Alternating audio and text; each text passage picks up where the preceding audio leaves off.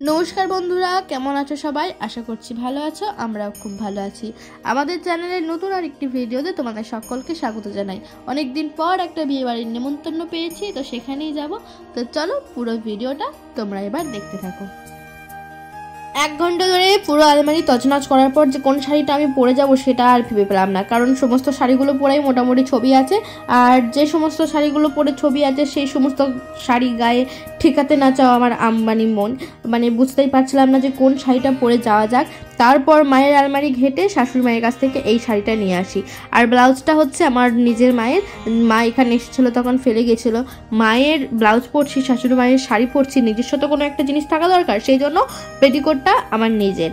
তো coincidentally 3টেই matching হয়ে গিয়েছে। ব্যাপারটা ভাগ্য যখন খুব সাথে দেয় না, তখন এরকম ব্যাপার ঘটে। ব্লাউজটা অন্য শাড়িটা অন্য, কিন্তু 3টেই বেশ ম্যাচিং হয়ে গিয়েছে।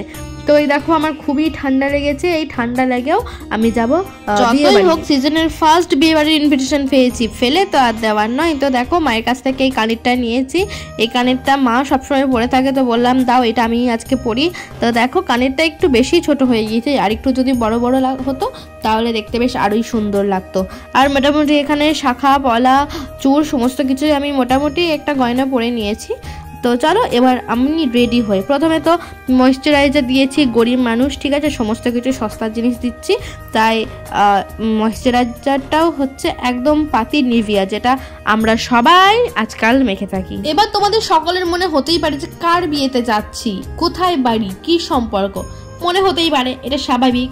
যেহেতু আমরা সবাই মানুষ, তো মানুষের পরের ব্যাপারে নাক গলানোর স্বভাব একটু থেকেই থাকে, সে বাদ দাও। তো এই সম্পর্কটা অনেক দিক থেকে আছে। শ্বশুরের দিক থেকে ধরতে গেলে আমাদের গ্রামেরই একটা বিয়ে বাড়ি, শাশুড়ির দিক থেকে ধরতে গেলে উনি হচ্ছেন আমার শাশুড়ি মায়ের স্টুডেন্ট, আর বরের দিক থেকে ধরতে গেলে আমার বরের কাস্টমার। তো নানা রকম ধরে সম্পর্ক যখন হচ্ছে, একটু তো সেজে গুজে যেতেই হবে। তো দেখো আমি একটা ইনসাইটের প্রাইমার নিয়ে নিয়েছি, একদম সস্তা, ওই 120 টাকা থেকে 150 টাকার মধ্যে চলে আসে, কিন্তু দারুণ কাজ করে। তারপরে একটা বডি লোশন নিয়ে নিচ্ছি। সবসময় মুখ চকচকে করলে হবে, গাটাও তো একটু করতে হবে, না ছাড়া মুখ ফ্যাটফেটে সাদা আর শরীরটা কালো, বড্ড বাজে দেখায় গো, সত্যি বলছি। তাই এখানে একটা অ্যাবস গুডনেসের একটা বডি লোশন আছে, যেটা খুবই ভালো, খুবই লাইট ওয়েট, মাখার পর তুমি বুঝতেই পারবে না যে তুমি কিছু মাখলে বা কোনো কিছু, আর সাথে সাথে গ্লোটা দেখছো খুবই ভালো, সঙ্গে সঙ্গে স্কিনে একদম অ্যাবজর্ব করে নেই। তো খুবই ভালো, সেটাই আমি মাখলাম। আর আমার মতো কে এরকম নাচতে নাচতে রেডি হও জানিও। তারপর আমি ইউজ করেছিলাম ফেসেস কানাডার একটা স্ট্রোক ক্রিম। আজকে মুখে যতগুলো প্রোডাক্ট ইউজ করেছি তার মধ্যে এইটা একটু দামি, ওই 350 কি 360-70 এরকম দামের মধ্যে চলে আসবে। এটা মাখার পর তোমার মুখ এতটা পরিমাণ উজ্জ্বল হবে যে ফিউচারে তোমার বাচ্চা কোনোদিন তোমার মুখটা এতটা উজ্জ্বল করতে পারবে না। মানে ভেবে দেখেছো এটার পাওয়ার কীরকম? ওই 350 দাম নিলে কি হবে, এর পাওয়ারই আলাদা। আমার মুখ হঠাৎ করে এতটা উজ্জ্বল হয়ে যাওয়ায় ধেই ধেই করে একটু নেচে নিয়েছি, কারণ জানি না তো ভবিষ্যতে বাচ্চা কাচ্চা কোনোদিন আমার মুখ উজ্জ্বল করতে পারবে কিনা। তারপর আমি ইউজ করেছিলাম ইনসাইটেরই একটা ফাউন্ডেশন। অনেক খুঁজে দেখলাম যে কোনো শেড ফেড আছে কিনা, তোমাদেরকে জানাবো। যতই হোক কন্টেন্ট ক্রিয়েটার বলে কথা, একটু তো ইনফরমেশন দিতেই হবে। অনেক খোঁজার পর কোনো কিছু পেলাম না। তারপর একটু মতো ছিল, যেটা একদম ঘষে টিপে বার করে মুখে সেটা ভালো করে দোলে নিয়েছি। তো তারপর এই একটা ব্লেন্ডার ছিল, সেটা দিয়ে ড্যাব ড্যাব ড্যাব ড্যাব ড্যাব ড্যাব ড্যাব করিয়ে নিয়েছি, অনেকক্ষণ ধরে করেছি যাতে ভালোভাবে ব্লেন্ড হয়ে যায়। যতই হোক বরের কাস্টমার বলে কথা, একটু তো টিপটাপ ভাবে সেজে যেতেই হবে, তাই না? না হলে যে কাস্টমার কমে যাবে, খদ্দের কমে যাবে, আর খদ্দের সবসময় দোকানদারির জন্য লক্ষ্মী হয়, কি বলো, তাই না? এরপর আমি ইউজ করে নিয়েছিলাম ইনসাইডেরই একটা চিক টিন, যেটার দাম পড়েছিল ওই 80 থেকে 90 টাকার মতো। এটা তুমি গালে লাগালে এমনভাবে তোমার গালটা গ্লো করবে, প্লাস এমনভাবে গালটা তোমার লাল টুকটুকে লাগবে যে বিয়ের পর শ্বশুর বাড়িতে এসে এই পাড়ার কাকিমা জেঠিমা এদের নানা রকম কথা শোনার পর লজ্জাতেও তোমার গাল এতটা লাল হয়নি। আর এর পিগমেন্টেশন নিয়ে সে কি আর বলবো, শ্বশুর বাড়িতে থাকার ইচ্ছে তোমার চলে যাবে, বরের থেকে তোমার মোড় উঠে যাবে, কিন্তু এই টিন্ট কিন্তু তোমার গাল থেকে একদম উঠবে না। যেমন থাকার ঠিক তেমনই থাকবে। সে তুমি 12 ঘন্টা 24 ঘন্টা যতই তুমি যাই করে নাও না কেন, এই যে গাল একবার লাল হলো না, তুমি লজ্জা পাও আর না পাও, পাড়ার অভদ্র কাকিমা জেঠিমারা তোমাকে নিন্দে করুক আর নাই করুক, সেই সমস্ত কথা শুনেও তারা ঠিক মনে করবে যে নতুন বউ তো লজ্জাবতী হয়েই আছে এখনো। ঠিক তোমার গালটা ওরকম ভাবেই লাল থেকেই যাবে। নাও এবার তোমরাই বলো এর থেকে ভালো আর কি উদাহরণ দেবো যে এই টিনটা কি পরিমাণ ভালো সেটা বোঝানোর জন্য। তারপর আমি ইউজ করে নিয়েছিলাম ইনসাইটেরই লুজ পাউডার। সাধারণত আমি কোনো রকম কোনো লুজ পাউডার বা কোনো পাউডারই আমার ফেসে ইউজ করি না, কারণ আমি মেকআপটা এমনভাবে ব্লেন্ড করি যে সেটা আমার স্কিনে অটোমেটিক্যালি লং লাস্টিং থাকে আর একদম ওয়াটারপ্রুফও থাকে। সেই জন্য আমার মুখটা দেখতে এতটা গ্লোয়িং লাগে প্লাস ন্যাচারাল লাগে। আর আমি মেকআপ করার ক্ষেত্রে কিছু কিছু জিনিস বাদ দিয়ে চলি, যেমন কনসিলার ইউজ করা। আমার আন্ডার আই কোনো রকম কোনো কনসিলার ইউজ করি না। তারপর কন্ট্রোল করা, আমি মনে করি আমার কাটিং কুটিংটা না বেশ মোটামুটি ভালো। ওই যে আমার মা বলে না আমার মেয়ের চাঁদপনা মুখ।